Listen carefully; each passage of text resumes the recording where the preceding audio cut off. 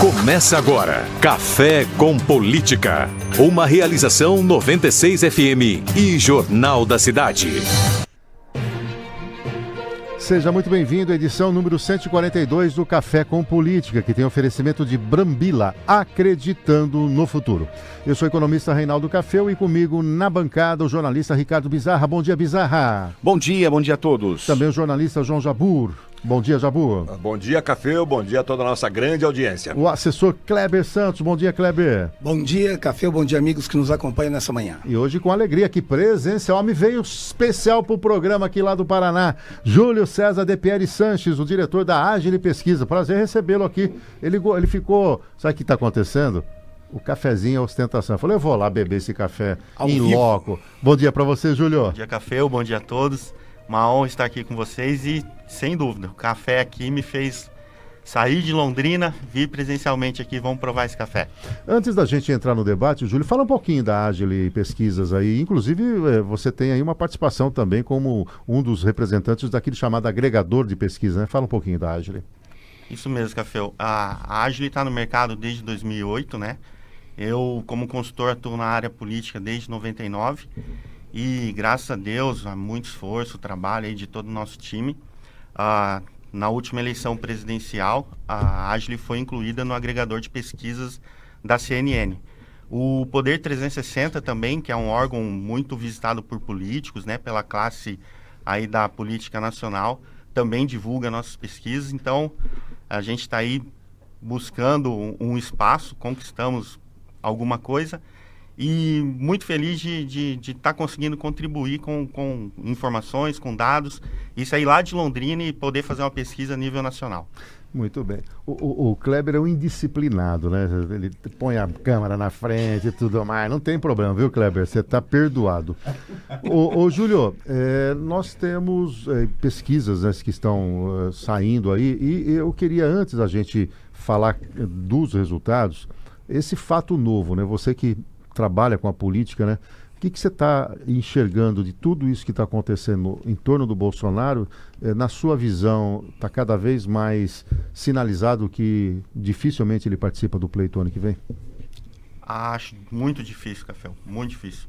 Para mim, assim, não sou jurista, né? Não, mas a gente lê bastante, a gente entende um pouco, enxerga os bastidores e na conversa, né? Até que a gente escuta aí nas entrelinhas, é que o Bolsonaro não será candidato, não vai conseguir ser candidato. Há quem diz que vai ser preso nos próximos dias.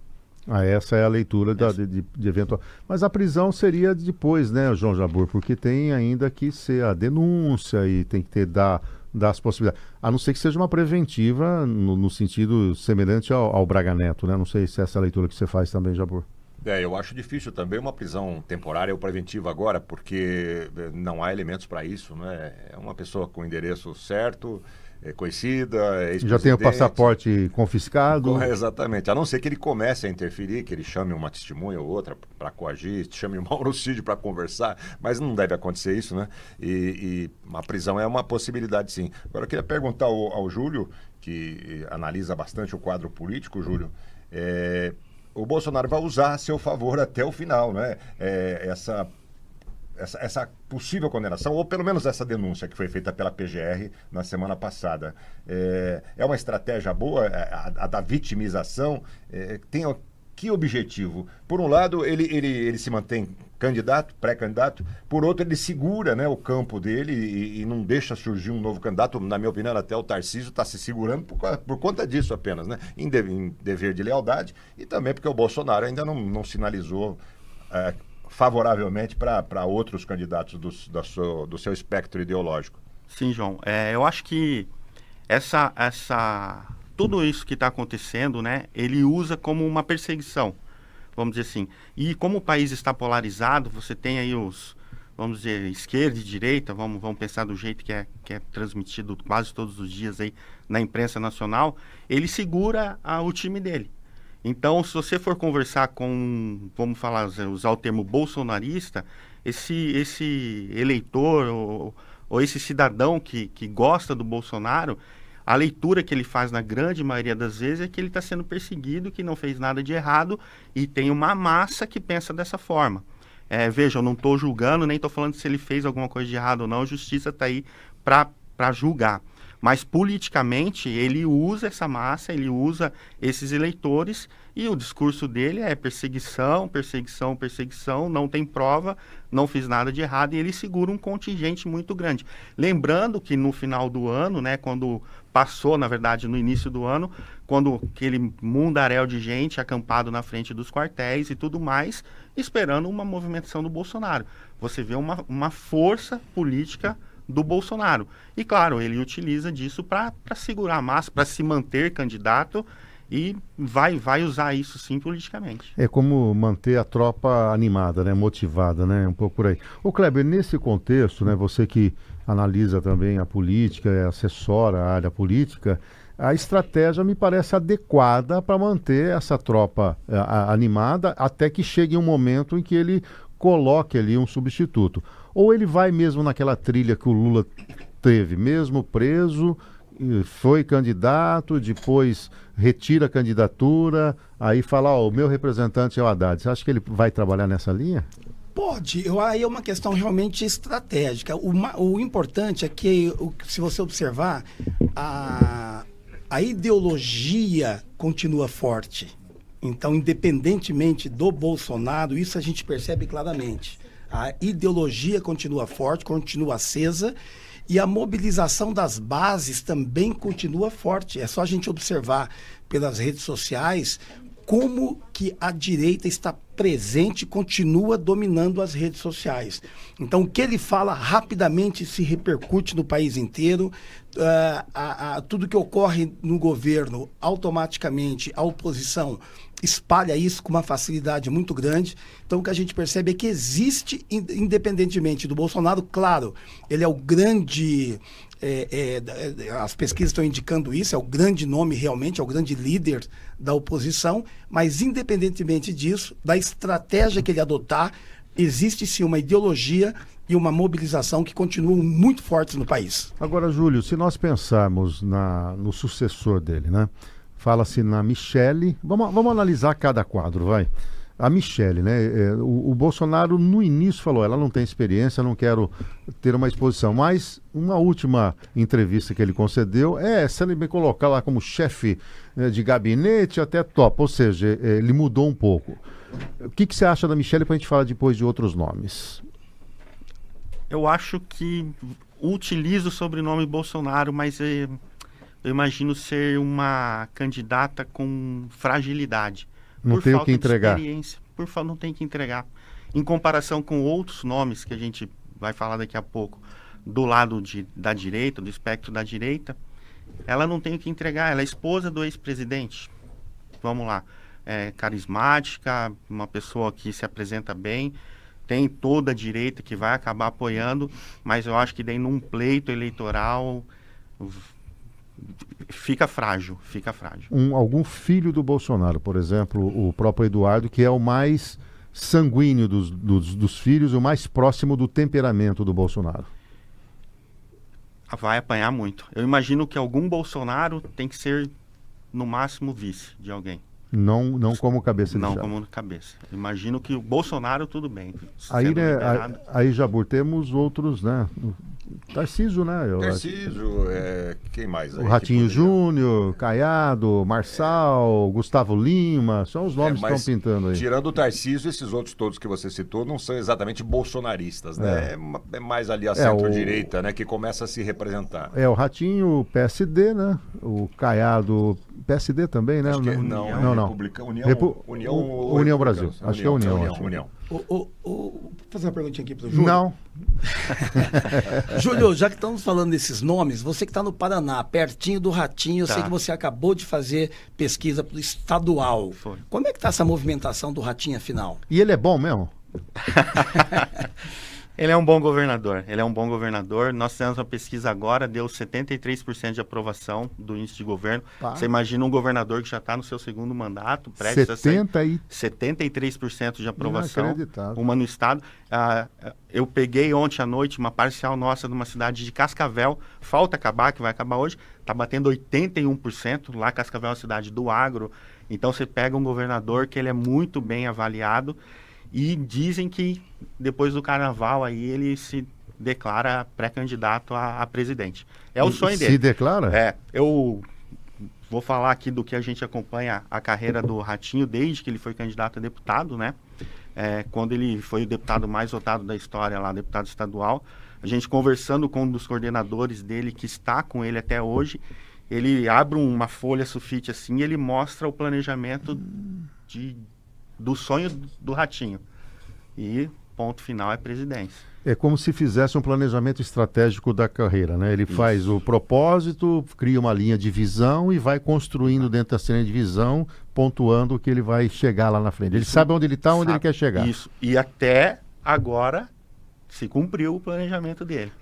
Qual é a influência da máquina de comunicação do entorno da família Ratinho para esse tipo de trabalho? Então, vou falar Paraná, eles têm lá, eles são dono do SBT, né? Eles têm uma série de emissoras de rádio.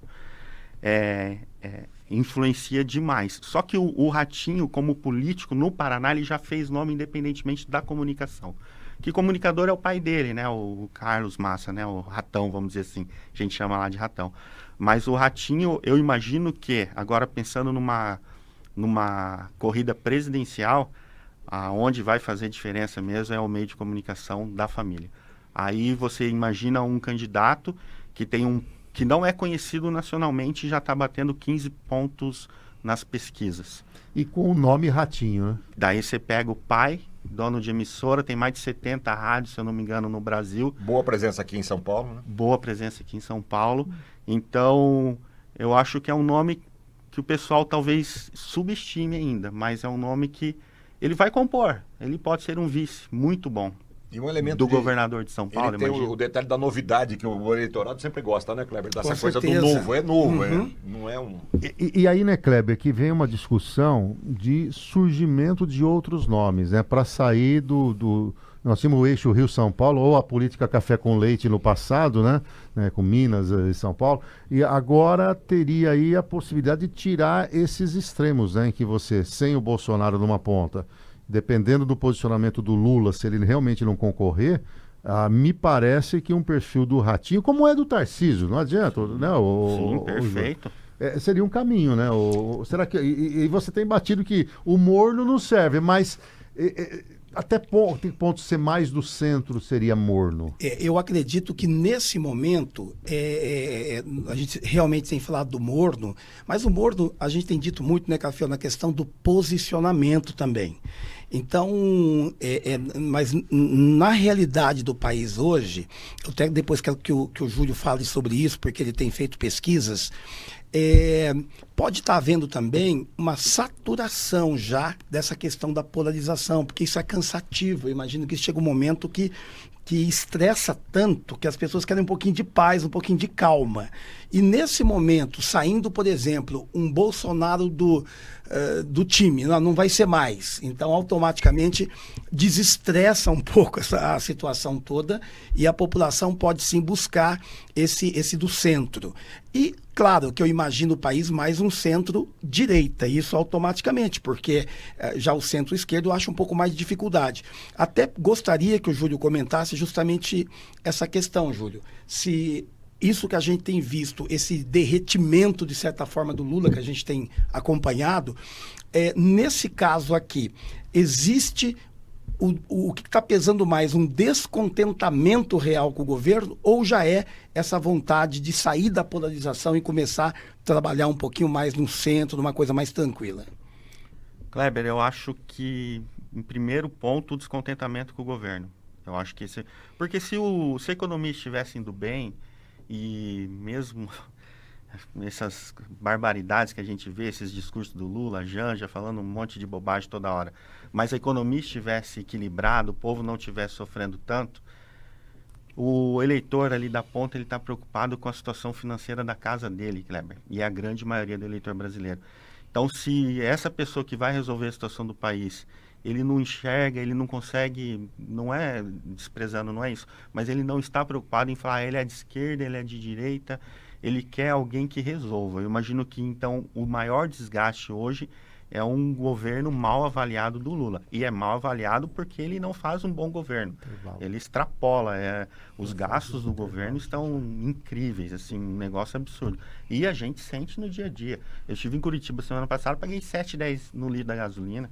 Quem que aguenta? Eu vou em Curitiba e volto para Londrina, eu gasto. Loucura, hein? É um absurdo. Então não E tem... falando besteira, dizendo que é o intermediário que onera, tem só aí 50% de tributo nesse caminho. Por favor. E aí, Mas ele... vai lá. Pois não, mas ele perdeu vários predicados da velha raposa Lula, né? Rápido, ágil, mas ainda mantém uma sorte, né? Esse episódio da denúncia contra o Bolsonaro é uma chance que ele tem de sair das cordas. Não digo virar o jogo, sair das cordas. Mas aí na teoria da conspiração, ninguém fala que tem sorte no sistema. Não, sim. São coincidências entre aspas. Tem as teorias das conspirações aí, que isso Olha, foi tudo um alinhamento acaba de de sair sistema. uma pesquisa em que o Bolsonaro vence em qualquer cenário. Tira o Bolsonaro, a mulher dele emplaca também. Aí veio já uma denúncia de que a Michelle e o filho estariam envolvidos com tal. Daí vem, planta, coloca agora, né? O PGR tinha lá mais 60 dias, antecipa isso. Quer dizer, o sistema não é fácil, não. Não, viu, sim, Jabor? tem alguns alinhamentos, mas é uma teoria, né? Agora, o concreto é que ele teve sorte, é que ele conseguiu essa oportunidade de desviar o foco das mazelas do governo dele, ganha um fôlego para talvez se recuperar e principalmente focar na economia, né, Júlio? E tentar alguma medida aí, que também não pode ser uma medida aventureira, como você escreveu no seu artigo essa semana, né? Exatamente. Porque no desespero de recuperar a popularidade, a economia pode se tornar uma arma. O meu título do artigo era para ser outro, mas ia ser um palavrão, né? Perdido por perdido, F, né? Então, F sou. Né? Mas aí eu fui, né, falei, não, olha, vamos falar do truco, vamos ter outro jeito de falar, mas é isso. Agora, o Júlio, bom, aqui entrevistando o Júlio César de Pierre Sanches, que é diretor da Agile Pesquisas. Vamos lá, rapidinho, antes do intervalo, para a gente terminar, porque a gente tem que falar um pouco também das opções não Lula, né? Para ver se quem que pode vir aí. O Ratinho, você já deu o perfil, o PSD. Ele tem o Kassab, que está aqui próximo do governador. Para peitar o Ratinho, tem que ter uma composição aqui. E tudo está indicando que o Tarcísio só vai entrar se for 1000% em cima dele. Para ser coadjuvante, ele não está afim mesmo, porque da mesma maneira que o Ratinho é bem avaliado lá, ele é bem avaliado aqui. Eu acho que a reeleição dele está bem encaminhada. O que você pensa das outras opções? Você entende que Caiado não emplaca, não representa muito essa história. O Marçal, o Gustavo Lima, surgiu o nome dele. O que você acha desses outros nomes que estão sendo postos à mesa aí? O Zema também pode incluir nesse pacote aí. Eu acho que os mais que têm condições de crescer e disputar mesmo a presidência, eu imagino, seja esses que têm o que mostrar, que o Kleber falou aqui. O Zema tem o que mostrar, o Caiado tem, o Ratinho tem, o Tarcísio tem. Você vai pegar Gustavo Lima, não votaria. Eu faria uma leitura da capacidade do candidato e, esse aqui tem condições, porque vai pegar uma situação complicada. Então, eu imagino que alguém que tenha o que mostrar, o que já fez a lição de casa no seu estado, tem um poder de crescimento. Lembrando que todos esses candidatos têm inclusive o Tarcísio, a gente lê pesquisas, ele tem pouco conhecimento nacional. Ele tem essa intenção de voto sem ser tão conhecido no Brasil inteiro. Então, qualquer um desses candidatos com uma boa campanha vai ter condições de disputar com chance. Mas eu imagino que tem que ser alguém que já mostrou o que fez. Perfeito. Falando em pesquisa, Jabor, teve um recorte aí do Datafolha, é isso? Traz pra gente poder avaliar e começar também a entender o cenário com ou sem Lula, né? Porque a gente falou muito com e sem Bolsonaro. Isso. Tivemos várias pesquisas, mas essa do Datafolha, eu acho que ela serve até como uma síntese, né? Não que se juntem, mas a aprovação ao governo do presidente Lula, segundo o Datafolha, caiu ao nível mais baixo desde o início do seu terceiro mandato. Atualmente, segundo o Datafolha, 24% da população consideram a gestão do petista ótima ou boa, uma queda de 11 pontos em relação ao resultado registrado em dezembro de 2024, que foi de 35%. A reprovação avançou em um ritmo um pouco menor, com uma alta de 34% para 41% no índice daqueles que avaliam o governo como ruim ou péssimo. Os demais consideram o governo regular, 32%, eram 29% no final do ano passado e não opinaram 2%. Então, Júlio, diante desse cenário, é óbvio, e até foi objeto do meu artigo que o Jabur colocou, que é o cuidado que a gente tem que ter para aquela coisa, perdido por perdido truco, né? Então, eu venho com algumas decisões populistas. Aconteceu no primeiro mandato, no segundo mandato dele, em que os gastos públicos subiram. Eu fiz um levantamento histórico lá em 2011, a inflação estava em alta, o déficit público elevado, e ali a gente apontava, olha, está entregando uma bomba relógio para o sucessor. A Dilma faz 4 anos, mantém o mesmo modelo artificial, e o país entrou em 2 anos de recessão. E, na minha leitura, a Dilma conseguiu colocar uma pandemia sem ter pandemia nesse país. Do ponto de vista dessa popularidade e das ações que o governo pode fazer, você acha que há uma reversão, ou essa imagem e principalmente o massacre nas redes sociais já é uma coisa consolidada e não vai dar tempo para isso? Café, eu acho que o governo está numa situação bem difícil mesmo. Esse seu artigo diz muito com relação a essa situação, e a gente corre um grande perigo sabe aquele paciente terminal, que o médico fala, pode deixar comer o que quiser, não tem mais restrição. Quero saltar de avião. Vai, quer comer uma feijoada, come. Esse é o maior perigo. Porque eles saem de lá, eu classifico eles, a classe política em geral, eles não vivem a realidade de 90% da população brasileira. É um mundo paralelo. Então, assim, eu imagino que eles vão tentar, o governo tem que tentar, porque não é possível continuar nessa situação, mas eu acho que é difícil um equilíbrio, eles estão gastando muito. E tem uma diferença hoje da situação da comunicação daquele segundo mandato do Lula, né? Eu acho que a comunicação hoje ela é muito mais ágil. As redes sociais, ele faz uma ação hoje, daqui 10 minutos, igual o Kleber falou, você tem repercussão, você tem a rádio, você tem o jornal, você tem a TV, mas você tem as redes sociais, que é muita velocidade. Então, eu acho que não tem como, vamos dizer assim, enganar. E fazer alguma coisa a qualquer custo. Sabe, quando você está endividado, você passa cartão de crédito, pega... É loucura, é decretar falência. E se for nessa loucura, vai piorar a situação do país, vai demorar para recuperar. Kleber. O Cafeu, realmente, quero até te parabenizar. Teu artigo foi muito bom, teu material, acho que fez uma leitura fantástica. Eu gostaria de acrescentar algumas coisas. Por exemplo, naquela época, né, a gente sabe que o crescimento da economia, quer dizer, aqueles grandes movimentos sociais e ações sociais que o governo fazia, ele gerava uma sensação de prosperidade. O que está acontecendo nesse momento? O Bolsa Família, as pessoas já se acostumaram com o Bolsa Família. Não é novidade. Né? Não é novidade. Então, acostumou. Então, não há hoje um grande projeto PAC. Lembra do PAC? O Programa PAC de Aceleração de Crescimento. As promessas da campanha, aumento do mínimo, controle da inflação, né? Então, e falta algo assim, diria, simbólico e forte para o governo. Não existe nesse momento nada que impacte. É o que a gente chama de não ter uma marca, não é isso? É aquela coisa. E o que o Kleber colocou, eu tenho acompanhado também essa leitura, que é o fato de que a população entende que a transferência de renda passou a ser uma obrigação do Estado e não simplesmente um plus. Não é algo adicional, né? E qual é a minha preocupação com essa história das aventuras? Por exemplo, ele já está falando do Vale Gás gratuito, né? O ano que vem vai discutir a isenção do imposto de renda até 5 mil. Ah, foi promessa de campanha, mas tudo isso tem preço, né? E aí aquilo que você acaba de falar. Eu, como economista, não vejo no horizonte nada que possa melhorar. Na verdade, o olhar de que pode piorar, né? A gastança vai se incrementar, né? E aí que vem. E nesse aspecto, Júlio, quem que se apresenta? Vamos imaginar que porque o Lula é vaidoso. Sim. Ele não vai concorrer se ele não tiver confiança de que ele vencerá, ele cai fora. E eu, se fosse ele, cairia, independentemente de gostar ou não dele. Fica para a história. Sai por cima. 3 mandatos, já está tudo beleza. Vai lá com a Janja viajar, vai ter toda a mordomia que ele precisa, descondenaram ele de alguma maneira. E aí, quem que surge, Júlio, nessa altura do campeonato? O Haddad está frito dentro do próprio partido. Ele tem uma ala que gostam dele, outra ala que não gosta. Quem? Pois é, o PT está desunido, né? Não sei se sempre foi, não conheço as entranhas ali do partido, mas... Pelo extrato de Bauru sempre foi, né, Jabur?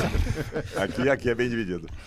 Então, acho que faz parte da essência do partido. O nome que o pessoal fala que está em exposição é o Haddad, mas ele que cuida da economia, como eu não sairia, imagina, fico com dó da E a própria imagem do Haddad, a pesquisa, acho que do Datafolha, mostrou que ele tem uma altíssima rejeição, até por conta do contexto nacional. Não, porque hoje, ele né? já foi Sim. candidato em São Paulo. E tem aí, vamos fazer uma alusão ao Plano Real. Qual foi a lógica do Plano Real? Você tinha tido vários planos, o Cruzado 1, 2, Bresser, Verão, Collor, e precisava de um plano consistente. Naquela época, não sei se vocês se lembram, que o Itamar Franco assumiu o governo por 2 anos e falou, olha, eu vou levar com a barriga porque eu não quero fazer nada. Só que o Lula crescia naquele momento. As pesquisas apontavam o favoritismo dele. Peraí, quem que pode conduzir um plano que pode ser exitoso? Tem um sujeito bom aqui, sociólogo, fala bem, conhece economia. Vamos botar o Fernando Henrique Cardoso. E aí, quando ele entrega o controle inflacionário, o país acaba com a inércia da inflação, o que vem? Eleição na veia, né? E o Haddad é o contrário, né, Júlio? Ao contrário. Se a gente pegar esses pronto. dois momentos históricos... Ele é o aluno né? reprovado, Haddad. O Fernando Henrique é o aluno que passou com louvor. Então, difícil situação. Agora, imagine, o Kleber é especialista nisso, na parte do marketing, consultoria, neurociência. Agora, você imagine o perfil de um candidato. Não precisa muito, hein? Se você pegar um candidato que fala, vou cortar gastos públicos, vou cuidar da economia e vou cuidar da questão de segurança. Gente, você tem aí uma receita de alguém com força, alguém com propósito, que fale, vai doer o primeiro ano, não tem problema, porque já está doendo. Então, se você vier com uma receita assim, sabe aquela casa, eu falo muito disso porque talvez sua experiência de vida, aquele momento de aperto que o pai chega em você e fala, acabou a Coca-Cola, acabou, não tem cinema esse final de semana, paga a luz 8 horas da noite. É o que o Milei fez na Argentina. O Brasil está chegando a esse ponto. Se você tiver um candidato com peito, que pare de falar mentira, tem que parar. Só que você tem que transmitir para o eleitor, conseguir transmitir para o eleitor que esse é o caminho. E não enganar mais. Eu acho que o problema do Brasil, o problema da política do país é a enganação. Não adianta vir um candidato que só vai falar que vai melhorar por melhorar e não mostrar por onde. Por isso que eu bato na tecla que alguém com experiência, alguém que já fez. Olha, Júlio, exatamente isso que você falou, da questão desse tripé praticamente que você colocou aí agora, eu acrescento, viu, Café, naquela lista também, a falta nesse momento de uma mensagem convincente, mobilizadora. Não existe essa mensagem hoje, não tem. E não tem ninguém apresentando essa mensagem também, essa que você tem de uma maneira simples, de uma maneira, não que seja simples resolver o problema, mas que haja clareza nessa mensagem. E a transparência, verdade, não existe. Não tem uma mensagem que mobilize, que emocione, que conecte, que as pessoas falam, puxa vida, esse é o caminho. Parece que há uma desconexão nesse momento entre a classe política e a população. Nesse sentido, então, Kleber, e aproveitando esse gancho que o Júlio já nos deu, que você comentou, você coloca aí uma receita nova, mas é uma receita ainda dentro do ortodoxo. Será que não está abrindo-se um espaço aqui para um fenômeno igual à Argentina e igual aos Estados Unidos, um candidato que seja contra qualquer sistema, que seja o oposto a tudo que aí está, ainda que com um discurso meio que maluco e suicida? Será que esse que o não Bolsonaro convence? fez para poder... Não, mas o Bolsonaro ainda está dentro de um escopo Não, normal. quando o Bolsonaro se lançou lá atrás. Porque ele veio Mesmo com assim, Café, eu digo assim, um cara como o que o Milei fez, aliás, a princípio falou-se que parecia que a Argentina ia derreter. E no final tem coisas dando certo nisso tudo. Até economistas mais de centro-esquerda reconhecem isso. Sim. O Trump entra com aquele rompe tudo, que é característico já dele de outros governos, mas ele ganhou a eleição de novo. Será que nós não estamos, não precisando, mas com as portas abertas para um candidato? Seria um momento para um candidato. E eu acho até que isso encoraja Gustavo Lima, encoraja um pouco o Marçal, e talvez surja algum outro doido aí falando tudo contra o sistema e o povo acabe optando por uma tentativa e erro aí. Seria mais ou menos o Nicolas Ferreira com possibilidade de se candidatar com aquele discurso dele mais rompedor? Fala. Eu acho, bom, sim, corremos, vou usar a palavra, não é corremos esse risco. Tem essa chance. porque a situação tá estranha, então alguém mais agressivo, arrojado, que vem falando, gritando, vai ter destaque. Mas é aí que tá, eu acho que é o seguinte, apesar que, se a gente pegar o Nicolas, ele tem alguma experiência já política. E ele faz alguns trabalhos, ou ele faz o seu trabalho, né, alguns trabalhos, e ele entrega o discurso dele, vai de encontro com as ações, ou as ações de encontro com os discursos. Eu tenho medo desse político que possa parecer meio doido. Eu tenho medo do Marçal, por exemplo. Eu também. Nada contra, eu não conheço, eu vejo gente que gosta, mas eu tenho medo porque você pega a vida pessoal, é um exemplo, vamos dizer, pelo menos os que mostram, é um exemplo de sucesso na parte financeira, mas não tem lastro, não tem como que hoje você era um pão de queijo, amanhã você virou um x-salada. Eu tô falando porque eu tô vendo pão de queijo aqui. É uma analogia. Agora, se você pegar um Tarcísio, vamos falar do governador de São Paulo, nós estamos aqui em Bauru, no estado de São Paulo. Poxa, esse se ele for meio doido no discurso e falar alguma coisa com verdade, mostrando o caminho, esse aí daí você olha para o governo e fala, não é verdade? Ele tem. Agora, tem Júlio, lastro. Tem credibilidade para falar até coisas diferentes, né? Autoridade, né? Autoridade. Deixa eu voltar no Gustavo Lima, até para uma leitura para a nossa audiência. Porque assim, ok, não é político, é um cantor, mas é bem sucedido. Sim. Se você olhar o histórico do Lula, é um torneiro mecânico, sem escolaridade. Ele foi para um discurso populista a partir desse meio. Há histórias de todo quanto é lado, de que ele era informante daqui e colar. E ele se fez. Eu começo a me perguntar, eu não seria meu candidato, só estou querendo dizer o seguinte, que às vezes a gente tenta desqualificar alguém, mas tem um desqualificado comandando o país pela terceira vez. Entendeu? O próprio Bolsonaro, vamos ser sinceros aqui, qual é o discurso? O Bolsonaro hoje, eu vejo as entrevistas dele, eu não consigo acompanhar, porque é o mesmo discurso. Você pergunta para ele, como vai de Bauru pro Paraná? Então, quando eu levei a facada em Juiz de Fora, que não sei o quê, aí eu inventei o Pix, eu fiz não sei o quê, não sei o que lá, não sei o que lá. Falei, mas Bolsonaro, eu quero ir pro Paraná. Não, ele faz...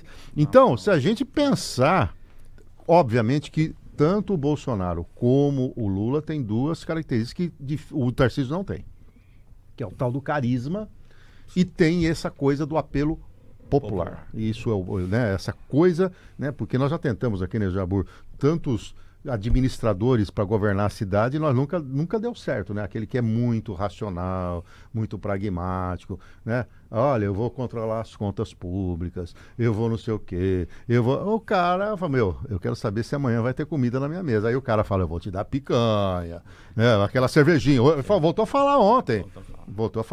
Então você não entende também que a gente tem, e aí eu estou fazendo uma meia-culpa, né? Uma tendência de desqualificar esses que vêm de fora da política, levando em conta que... Agora, se ele nunca entrar para a política, nunca vai ter experiência. Faz sentido. Faz sentido, vamos lá. Faz total sentido. É mesa de debate. É mesa de debate.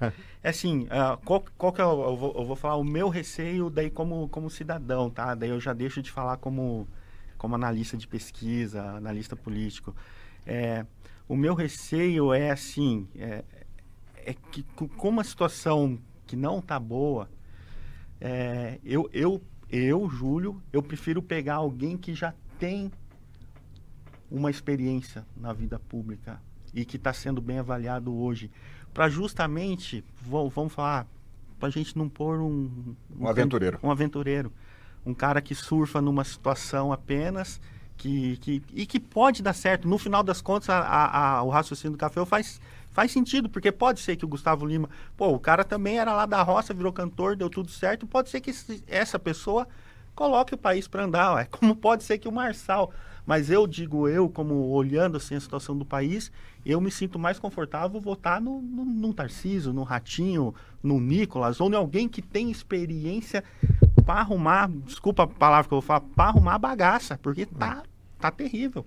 Lembrando eu tenho medo que de piorar. O Nicolas não pode participar, porque ele não tem os 35 anos, né? Sim. Eles estão tentando mudar e ele poderá, eventualmente, se houver uma mudança, para senador, que é o desejo dele. Agora, Jabur, nessa pesquisa Datafolha, Que nome que aparece da esquerda além do Haddad? Aí tem um. Porque nós discutimos o Lula e o Haddad. Aí vai voltar para o Lula e para o Haddad, e o Haddad e o Lula, quem que é?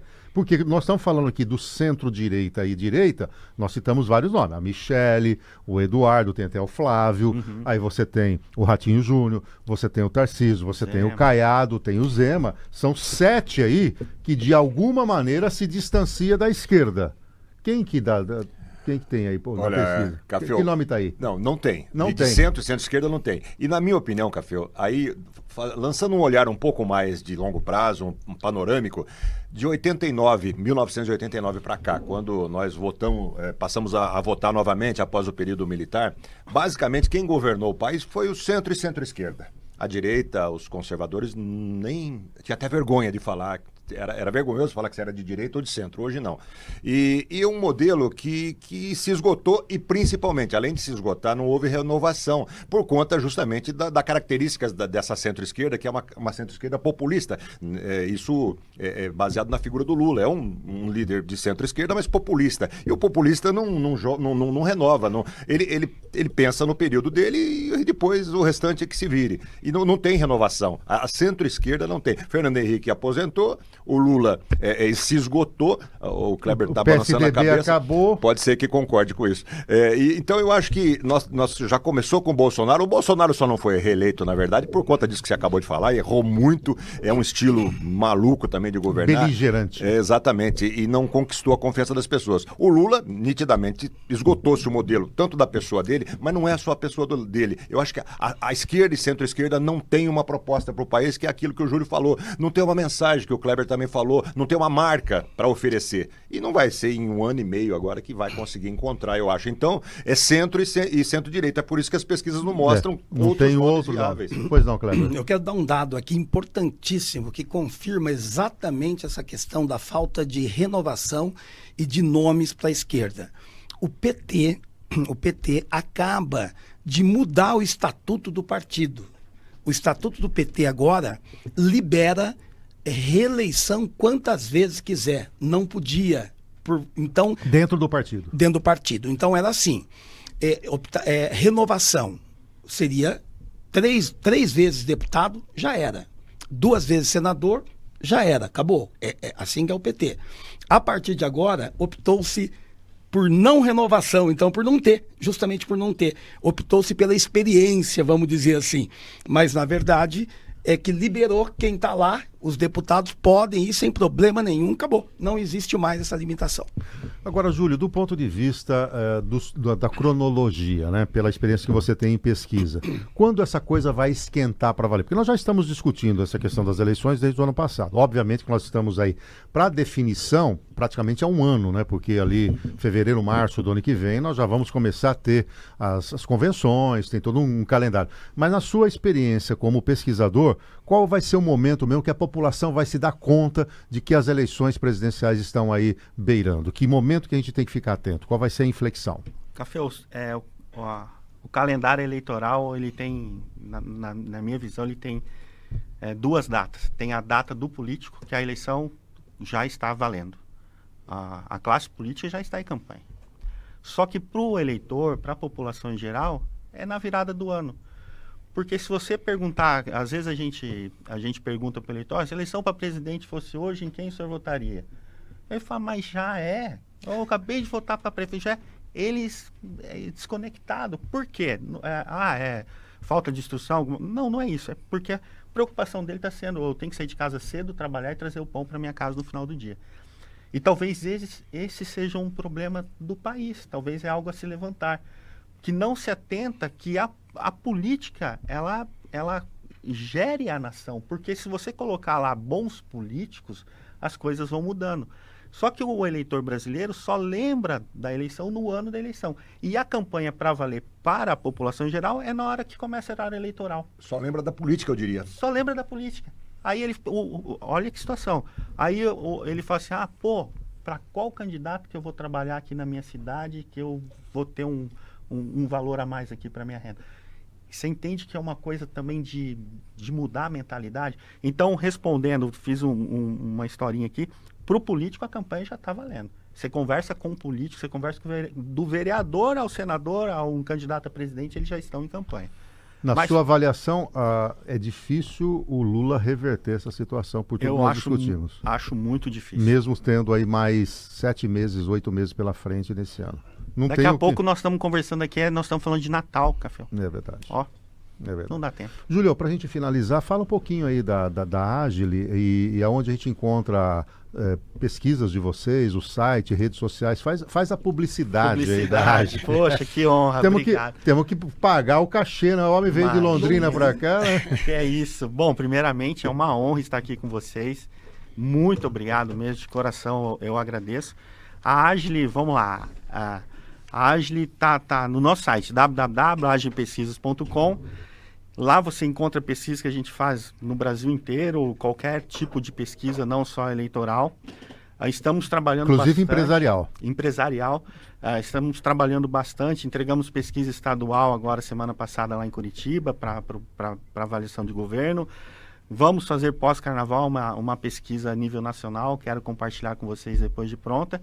Só que nós somos, mais 30 segundos, nós somos pequenos, vamos falar assim. Vamos falar, esses institutos grandes assim, que tem renome nacional, tudo que faz repercute muito, mesmo errando, a gente tem que provar muito, acertar muito para conseguir um espaço. Então eu acho que a gente está no caminho. Hoje eu estar aqui falando com vocês, para nós é uma honra.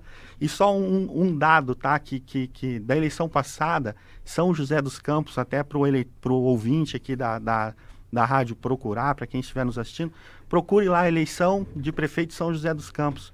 Nós fomos contra os principais institutos do país, tomamos um pau absurdo. Cheguei a receber ligação do gabinete do Estado para saber quem que contratou a pesquisa de vocês, e no final nós acertamos até a vírgula. Foi a única. Eu não vou falar o nome dos institutos, que é raro. Isso é credibilidade. Então, né? Só que a diferença é, se é vamos falar, um instituto grande, que é certo, vira um converseiro absurdo, os caras são... Nossa, a gente está galgando o nosso espaço. Mas a gente trabalha muito, desde 99 trabalhando com pesquisa, lealdade, honestidade, não tem bagunça com o número de pesquisa, e a gente preza por ética. Eu acho que a gente talvez demore mais para chegar num tamanho grande, mas a gente vai de uma maneira que a gente deita e dorme todo dia. Bom, Agile Pesquisa é AGILI aí nas redes sociais e também no site e tudo mais. Pesquisas, tá achando lá. Júlio, muito obrigado por ter vindo do Paraná para cá. Foi uma honra também para nós recebê-lo aqui, agregou muito. Eu acho que é assim que a gente exerce também o papel da imprensa, o papel de cidadania, tá? Um forte abraço, muito obrigado aí por estar compartilhando seu conhecimento conosco. Imagina, eu que agradeço, muito honrado. Júlio César De Pieri Sanches, João Jabur, um abraço para você, bom fim de semana. Obrigado, edição de final de semana boa, bem checada, apurada e vamos publicar. Kleber, um abraço. Outro para você e aos amigos que nos acompanham. Bom, o Café com Política volta na próxima sexta-feira, às 7h30 da manhã, nosso encontro semanal. Eu volto amanhã cedo, às 7 da manhã, com o Economia 360. Imperdível, hein? Muitas notícias econômicas, interpretação do jeitão que você gosta aí de acompanhar a economia. E eu e o Bizarra voltamos na próxima segunda-feira no Cidade 360. E a você uma excelente sexta-feira, um ótimo final de semana. Até segunda. Tchau, tchau.